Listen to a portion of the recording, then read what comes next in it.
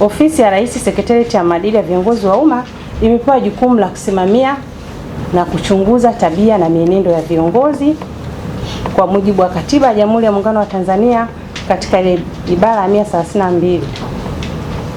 Lakini pia tunasimamiwa na Sheria ya Maadili ya Viongozi wa Umma ambayo pia ndio imewataja nyinyi kama viongozi. Katika kutekeleza jukumu hili, mojawapo ya njia tunayotumia ni kutoa elimu ya sheria ya maadili. Hivyo basi, elimu hii inatolewa hapa ni sehemu ya kazi ya msingi ya Sekretarieti ya Maadili na imetajwa pia na sheria. Kwani tunaamini kwamba elimu ni njia mwafaka ya kukuza maadili ya viongozi na kuimarisha uzingatiaji wa maadili, kwa kuwa kuwepo kwa sheria pekee haitoshi.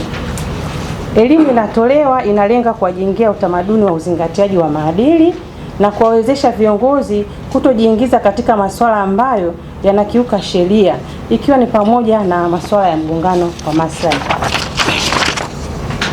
Mafunzo haya leo yatazungumzia sheria ya maadili ya viongozi kama nilivyosema, lakini pia tutatoa ufafanuzi kuhusiana na swala la mgongano wa maslahi.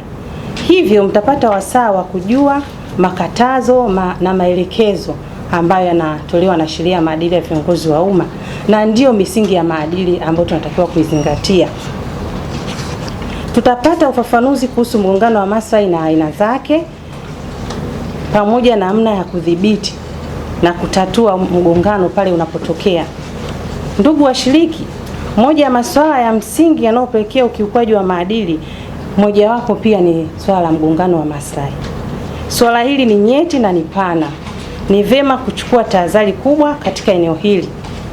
Sio Tanzania pekee ambayo inakabiliana na changamoto ya tatizo hili, bali ulimwengu mzima. Tatizo hili la mgongano wa maslahi lina athari kubwa kwa maendeleo ya nchi, kisiasa, kiuchumi na kiutamaduni. Kiongozi anapofanya maamuzi kwa kulinda maslahi yake binafsi badala ya maslahi ya umma, ujue kuwa umejiingiza katika mgongano wa maslahi. Naomba niwashirikishe nukuu inayosema, wakati huu kuna haja ya kuwa na watu waaminifu watakaofanya kazi vizuri na wazalendo. Ukiwa na hao, nchi inaendelea. Nukuu hii aliwahi kuzungumza hayati baba wa taifa Mwalimu Julius Kambarage Nyerere, muasisi wa nchi yetu. Sekretarieti ya Maadili ya Viongozi wa Umma inathamini mchango wa taasisi za umma katika masuala ya kusimamia na kukuza maadili, kwani sisi pia katika majukumu yetu tuna huo wajibu. Wito wangu kwenu ni kwamba tunatakiwa kuwa mfano wa tabia njema kwa maneno, matendo na katika kuyaishi maadili, na hivyo tutaweza kusimamia maadili ya watumishi katika taasisi zetu.